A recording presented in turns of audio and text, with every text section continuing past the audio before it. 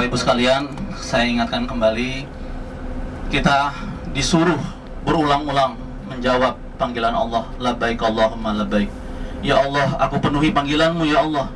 Labbaik la syarika laka labbaik. Ya Allah, tidak ada sekutu bagimu ya Allah.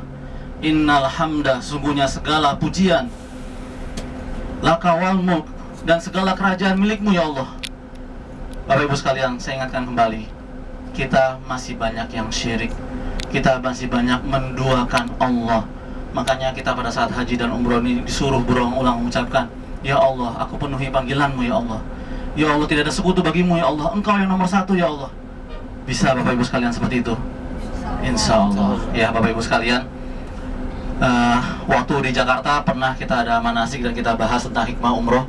Dan saya pernah bertanya Bapak Ibu sekalian, apa tujuan umroh? Masih ingat? Ibu masih ingat Bu, tujuan umroh apa Bu? Perubahan. Kita sama-sama menuju Baitullah, perubahan. Perubahannya seperti apa Bapak Ibu sekalian? Perubahan ingin jadi soleh. Soleh itu tujuan. Perubahan ingin mencapai ridho Allah. Ridho Allah adalah tujuan. Tapi kita perlu tahu prosesnya. Bagaimana prosesnya Bapak Ibu sekalian? Prosesnya itu adalah seperti yang kita lakukan kemarin dan besok. Ya, yang kita lakukan kemarin Pak, selama di Madinah, selama di Masjid Nabawi, dan hari ini atau besok ya, kita akan melakukan sesuatu yang luar biasa. Apa? Bersegera dan tidak menunda.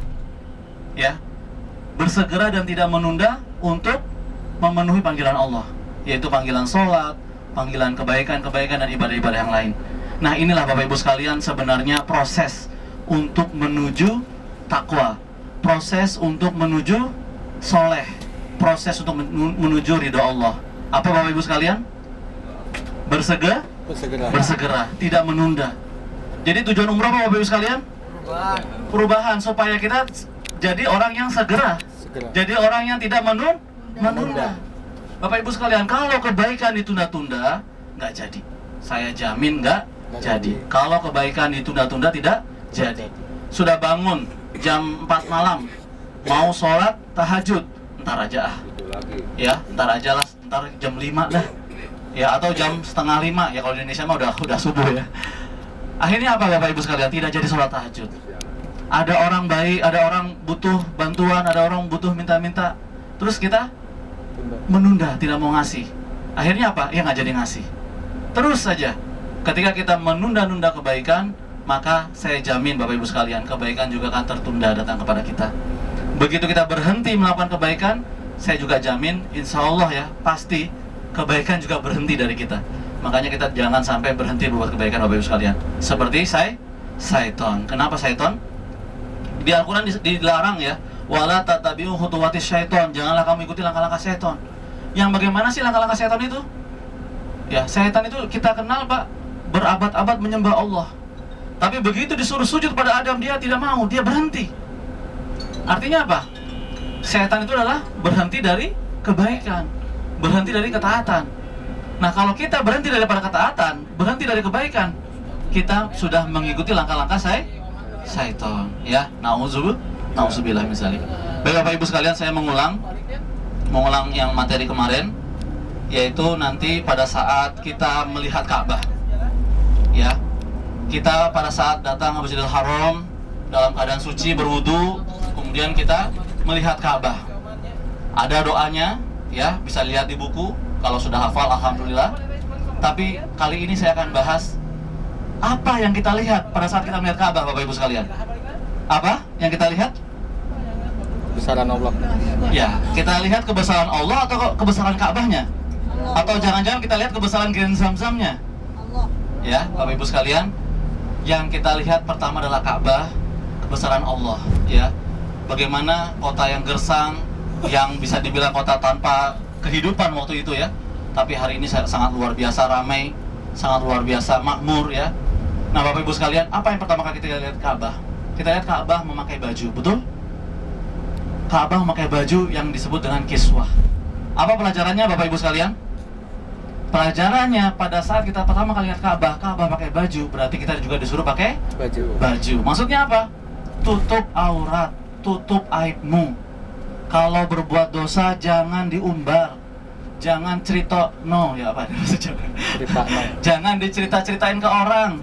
Oh, saya pernah begini, saya pernah begitu. Jangan, Allah sudah tutup aib kita. Jangan kita buka. Aib diri sendiri suruh tutup, apalagi aib Yang lain. saudara, apalagi aib istri, apalagi aib suami. Itu makna pada saat kita melihat Ka'bah, Bapak Ibu sekalian. Jadi melihat Ka'bah, ya, jangan lihat begitu saja, tapi coba kita ambil pelajaran. Oh, Ka'bah pakai baju. Oh, berarti saya juga harus pakai baju. Saya harus tutup aurat. Mulut saya harus diam. Kalau tidak bisa bicara yang baik, sebaiknya diam. Kemudian mulailah kita mensejajarkan diri dengan Hajar Aswad, ya. Kita buka nih bagian tangannya sebelah kanan, nanti bapak-bapaknya. Kemudian kita mensejajarkan diri dengan Ka'bah. Kemudian mensejajarkan diri dengan Hajar Aswad maksud saya. Kemudian kita istilam Bismillahi Allahu Akbar sambil kita cium tangan kita. Kemudian kita perbanyak zikir Subhanallah walhamdulillah wala ilaha illallah wallahu akbar wala haula wala quwata illa billahil aliyil azim. Kemudian kita jalan sambil terus berzikir. Diam boleh nggak Pak? Boleh. Sah nggak umrahnya kalau diam? Sah. Ya, tapi masa ya mau diem gitu ya. Jadi perbanyak zikir. Nah, kemudian setelah kita berzikir, kita juga boleh berdoa. Berdoa apa saja, boleh pakai bahasa Indonesia, boleh pakai bahasa Arab. Minta ridhonya Allah, minta ampunan Allah. Allahumma inni as'aluka ridhoka wal jannah wa a'udzubika min sakhatika wan nar. Kemudian apa lagi? Kita tawafkan mata kita. Ya, ingat ya, kemarin kita tawaf 7 kali ya. Yang ditawafkan pertama apa? Mata kita. Jadi setelah kita baca zikir, baca doa, kita mentawafkan mata kita, Bapak Ibu sekalian. Ya, mata ini ada 2. Ada qurrata ayun, mata yang menyenangkan, ada khoinata ayun, mata yang sering berkhianat. Kira-kira mata kita banyak yang berkhianat atau banyak menyenangkan? Ya. Kalau mata yang menyenangkan tuh ngelihat orang yang baik-baiknya, Bu. Baik-baiknya orang kita ingat, jelek-jeleknya orang kita lupa. Baik-baiknya kita nggak usah diingat, tapi jelek-jeleknya kita harus ingat. Kita mohon ampun sama Allah, ya. Jadi kita tawafkan mata kita. Ya Allah, jadikanlah mata hamba mata yang qurrata ayun, mata yang menyenangkan. Jangan sampai mata hamba jadi mata yang berkhianat, yang sering melihat hal-hal yang dilarang oleh Allah Subhanahu wa ta'ala. Bukankah mata kita ini adalah mata titipan dari Allah, betul Bu? Betul. Ya. Kemudian tawaf. Kemudian sampailah kita di rukun yamani. Nah, pada saat rukun yamani kita boleh beristilam, boleh Bismillahirrahmanirrahim tanpa cium tangan, boleh juga tidak tanpa istilam ya. Jadi langsung biasa saja, atau Bismillahirrahmanirrahim tanpa cium tangan. Ya, dan diusahakan pada saat kita umroh jangan menyentuh rukun yamani ya, karena rukun yamani juga wangi. Sementara kita sedang berikhram, dilarang berwangi-wangian. Nah, pada saat itu barulah kita membaca doa sabu jagat. Rabbana atina fid dunya hasanah wa fil akhirati hasanah wa qina azabannar. Ya Allah, aku minta kebaikan di dunia. Aku minta kebaikan di akhirat, dan selamatkan aku dari api neraka. Ingat Bapak Ibu sekalian, saya pernah sampaikan, doa tidak akan dikabulkan kalau tidak selaras antara perkataan dengan perbuatan. Allah Maha melihat. Allah melihat apa perbuatan kita. Allah Maha mendengar. Allah mendengar doa-doa kita, Bapak Ibu sekalian. Kita doa, ya Allah, berikanlah kebaikan pada dunia, tapi kita selalu berbuat buruk. Bisa nggak kita dapat kebaikan? Ya Allah, berikanlah aku kebaikan di akhirat, tapi kita selalu berbuat buruk. Bisa nggak kita dapat kebaikan di akhirat? Tidak, Bapak Ibu sekalian. Ya, jadi doanya harus diselaraskan. Ya, kemudian baca doa tersebut sampai ketemu dengan Hajar Aswad. Maka di sini kita dihitung putaran pertama. Bisa sejajarkan lagi tubuh kita, kemudian kita menghadap, ya, menghadap ke Hajar Aswad. Angkat tangan lagi, Bismillahirrahmanirrahim, Allahu Akbar, cium tangan. Tapi ada tambahnya Pak, watihin jangan tamal abrar. Boleh, ya boleh tambah itu boleh. Pokoknya kan itu masih ada waktu Pak. Bisa baca 3 kali atau 4 kali gitu Pak, baca doa itu. Ya, kemudian mulailah kita putaran kedua. Subhanallah walhamdulillah wala ilaha illallah Allahu Akbar wala haula wala quwata illa billahil azim. Kemudian kita doa, apalagi bebas. Doakan anak kita Pak. Rabbi habli minas sholihin, ya Allah jadikanlah anakku anak yang soleh. Doakan doa Nabi Ibrahim, Rabbi ja'alni muqimas sholah wa min dzurriyyati. Ya Allah jadikanlah aku orang yang selalu menegakkan sholat. Kita dan juga anak turunan. Apa sih ya hikmah di balik hidung kita ini, Bapak Ibu sekalian? Kita taunya hidung cuma buat bernafas, buat mencium bau-bauan, wangi-wangian, tapi kita tidak memahami bahwa hidung ini adalah sebuah simbol yang Allah berikan pada kita, yaitu simbol nafas, simbol jiwa. Selama masih ada nafas, berarti kita masih hidup, masih diberi kesempatan untuk berbuat baik atau berbuat buruk, terserah kita yang milih. Ya, kalau kita berbuat baik, in ahsantum ahsantum li anfusikum. Kalau kita berbuat baik, kebaikan itu balik ke kita sendiri. Wa in asatum falaha. Tapi kalau kita berbuat jahat, maka kejahatan itu akan menimpa kita sendiri akibatnya. Ya. Nah, hidung ini Bapak Ibu sekalian simbol nafas, simbol jiwa. Di Al-Qur'an disebutkan ada 3.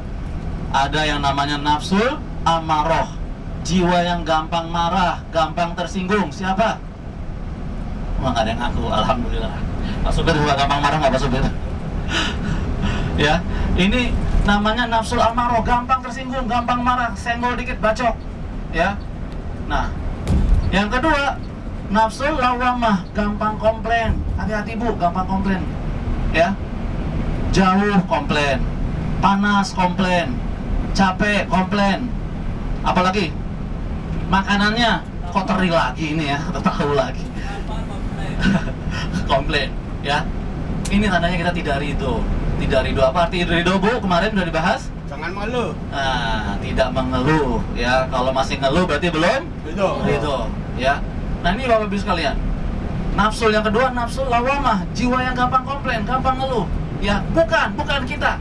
Ya, kita insya Allah pulang dari sini tidak ngeluh lagi, ya. Masakan istri nggak enak, alhamdulillah. Ya. Suami uangnya pas-pasan, alhamdulillah, nggak ngeluh lagi ya Bu ya. Nggak kedengeran Pak. Ya. Nah, yang ketiga apa Pak? Nafsul mutmainnah, jiwa yang tenang. Nah, inilah yang masuk surga Bapak Ibu sekalian. Kalau yang 2 tadi Bapak Ibu sekalian belum masuk surga. Dia harus meningkatkan diri menjadi nafsul mutmainnah, jadi jiwa yang tenang. Ya. Baik, saya lanjutkan. Setelah kita tawaf sampai lagi rukun yamani, baca doa lagi Rabbana atina fid dunya hasanah. Kemudian sampai Hajar Aswad, bismillahirrahmanirrahim, umroh atau tawaf yang ketiga. Nah, tawaf yang ketiga kita mentawafkan apa? Tadi mata sudah, hidung sudah. Ketiga, mulut. Mulut ini di Al-Quran ada 8 kaulan. Ada 8 perkataan yang keluar dari mulut kita Bapak Ibu sekalian. Ada namanya kaulan karima, perkataan yang mulia. Ya, kata-katanya enak didengar, kaulan maisuro. Ada kaulan apa? Layyina, lemah lembut. Ada kaulan sakila, perkataan yang berat. Maksudnya berat apa? Berat dilakoni. Ya, berat dilakukan, berat dilaksanakan. Ada kaulan sadida, perkataan yang benar. Ya, ada kaulan baligho, perkataan yang mengena, yang tepat sasaran. Ya, ada lagi kaulan azima, perkataan yang besar dosanya. Ya, ini mulut kita Bapak Ibu sekalian. Mulut kita ini selalu berbicara. Ya, coba bicaranya sekali-sekali ngajak kepada kebaikan. Wa man ahsanu qaulan mimman da'a ilallahi wa amila sholiha wa qala innani minal muslimin. Perkataan apa yang paling bagus kata Allah? Kecuali orang yang mengajak kepada Allah. Ngajak umroh berarti ngajak kepada Allah. Ngajak sholat berarti ngajak kepada Allah. Ngajak taubat berarti ngajak kepada Allah. Ngajak tauhid, ngajak ngaji, itu namanya ngajak kepada Allah. Waman ahsanu qaulan. Siapa yang perkataan yang lebih baik? Kecuali orang ini. Ya, kecuali kita. Ketika kita mau mengajak kepada kebaikan. Ya, lanjut. Setelah mulut apa? Tawaf yang keempat, telinga. Ya, telinga ini kita tawafkan. Ya, tadi pada saat kita sudah baca doa, sudah baca zikir, udah kita tawafkan mulut. Ya Allah, jadikanlah mulut aku, mulut hambamu ini mulut yang terbaik, mulut yang selalu mengajak kepada kebaikan. Ya, kemudian tawaf yang keempat, ya Allah, jadikanlah telingaku ini telinga yang sami'na wa ata'na. Kami dengar ya Allah dan kami taati. Bukan telinga yang sami'na wa asaina. Bukan telinga yang dengar tapi cuek.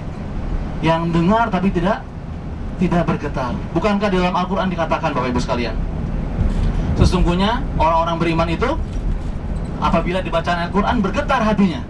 Saya pengen tanya, orang-orang beriman ketika disebut nama Allah bergetar, wajilat qulubuhum. Saya pengen tanya, di sini siapa yang kalau dipanggil nama Allah bergetar? Siapa? Siapa di sini yang dipanggil, disebut nama Allah bergetar hatinya? Siapa? Gak ada Pak, gak ada. Maksudnya bergetar itu bagaimana? Bergerak. Ya, kalau dibilang Allah bergetar, Enggak. Maksudnya apa? Maksudnya apabila disuruh kebaikan, disebut nama Allah, diajak kepada kebaikan, dia bergerak. Itu namanya wajilat qulubuhum. Hatinya bergetar. Hatinya bergetar pengaruh kepada fisiknya. Fisiknya bagaimana? Bergerak. Nyetrum. Gitu ya.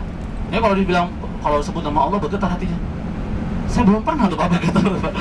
Coba lah, beribu kali. Iya. Jadi itu bahasa kiasan dalam Al-Quran. Maksudnya bergetar itu ya hatinya bergetar, kesadarannya bergetar, kolbunya bergetar, mempengaruhi jiwanya, mempengaruhi raganya sehingga dia bergerak. Mendengar azan Allahu Akbar, Allahu Akbar, hayya 'alas shalah, gitu kan? Dengar, bergetar hatinya. Enggak, cuman dia tadi segera bergerak. Itu tadi ya, tidak menunda, nyambung lagi sama yang sebelumnya. Baik ya. Itu sami'na wa sami'na wa ata'na. Itu sama dengan labbaik Allahumma labbaik. Ya Allah, aku penuhi panggilanmu ya Allah. Aku penuhi panggilanmu ya Allah. Itu ya namanya sami'na wa ata'na. Bapak Ibu sekalian, telinga kita ini, mata kita ini, mulut kita ini, tubuh kita ini sama nggak sama patung? Sama. Patung punya mata nggak? Punya. Kita juga punya. Patung punya hidung nggak? Punya. Mulut punya apa? Patung punya mulut nggak? Punya. Tapi lihat Bapak Ibu sekalian, patung tidak berfungsi. Matanya tidak bisa melihat, hidungnya tidak bisa bernafas, mulutnya tidak bisa berbicara, kakinya tidak bisa melangkah, ya. Kita bukan patung Bapak Ibu sekalian. Tetapi pada saat mendengar kebaikan, mendengar panggilan Allah, kita tidak bergerak, maka pada saat itulah kita jadi patung. Itulah bagaimana nanti kita akan datang ke kota Mekah. Bagaimana Nabi Ibrahim menghancurkan patung-patung. Bagaimana Nabi Muhammad menghancurkan patung-patung. Ya, patung-patung simbol diri kita yang sering jadi batu. Tidak mau bergerak ketika ada kebaikan. Ya, tadi sami'na wa ata'na. Terus tawaf yang kelima, mentawafkan tangan kita Bapak Ibu sekalian. Tangan kita ini adalah simbol berkarya, simbol berbuat kebaikan. Ini tangan kita. Kalau tangan kita ya minta-minta sebentar-bentar, memantaskan diri jadi orang yang lemah, sebentar-bentar minta belas kasihan, itu namanya memantaskan diri jadi orang miskin, memantaskan diri jadi orang lemah. Ya, bukan itu ajaran Islam. Ajaran Islam, tangan kita disuruh berkarya, tangan kita suruh berbuat, tangan kita suruh memberi. Ya, kemudian kaki juga tawaf yang keenam, yaitu kita mentawafkan kaki. Ya Allah, jadikanlah kakiku ini selalu langkah jadi saksi, ya, menuju ke Baitullah, menuju kepada kebaikan. Bu, kalau dihitung-hitung langkah kita, Bu, dari kita lahir sampai kita remaja, sampai kita dewasa, kalau dihitung-hitung itu udah berapa kali ke Baitullah, Bu? Kalau dihitung-hitung berapa kilometer gitu ya, udah berapa kali kita ke Baitullah. Ya, tapi kenapa kita belum juga ke Baitullah? Ya, karena kita belum bersungguh-sungguh. Ya, tapi alhamdulillah Bapak Ibu sekalian, hari ini ya adalah orang-orang pilihan Allah. Allah kasih kemampuan ya bisa melangkah menuju Baitullah. Mudah-mudahan ya Allah memberikan kita rezeki, kesehatan, kekuatan, juga rezeki, uang, bisa kembali lagi ke Baitullah tahun depan dan setiap tahun. Amin. Amin. Ya Rabbal Alamin. Ya Bapak Ibu sekalian, itulah hikmah ya. Sekali lagi di Al-Quran dikatakan, Al-yawma nakhtimu ala afwahihim. Hari ini kata Allah, ditutup mulut-mulut mereka. Ya. Tapi yang berbicara siapa? Wa tukallimuna aydihim, yang berbicara tangan. Jadi Allah sudah tidak mau dengar lagi mulut, karena mulut suka bohong, karena mulut suka cari alasan, karena mulut suka berdalih. Ya, Allah pengen lihat mana tangan kamu, mana kerjaan tangan kamu, mana hasil karya tangan kamu. Wa tashhadu arjuluhum bima kanu yaksibun. Allah juga pengen lihat mana kaki kamu, mana langkah-langkah kamu, kemana aja kaki itu dilangkahkan, kemana aja kaki itu dilangkahkan. Apakah lebih sering ke tempat maksiat, apakah lebih sering ke mall, ataukah lebih sering ke Baitullah, ataukah lebih sering ke majelis-majelis ilmu. Ya, kembali lagi pada kita Bapak Ibu sekalian. Jadi kesimpulan daripada tausiah ataupun pengingat ya pada kesempatan siang ini, yaitu kita umroh, insya Allah kita ingin berubah jadi orang lebih soleh. Prosesnya bagaimana? Bersegera, tidak menunda untuk melakukan kebaikan. Bisa semuanya Bapak Ibu sekalian? Apa kabar Bapak Ibu sekalian? Masih ingat jawabannya? Apa kabar Bapak Ibu sekalian? Alhamdulillah, Baitullah selalu di hati. Insya Allah ya. Apa kabar Bapak Ibu sekalian? Alhamdulillah, Baitullah selalu di hati. Ya, jadi itu saja dari saya. Prosesnya bagaimana? Bersegera. jangan menunda untuk melakukan kebaikan. Billahi taufiq wal hidayah. Wassalamualaikum warahmatullahi wabarakatuh. Waalaikumsalam. Labbaik Allahumma labbaik. Labbaik. Labbaik.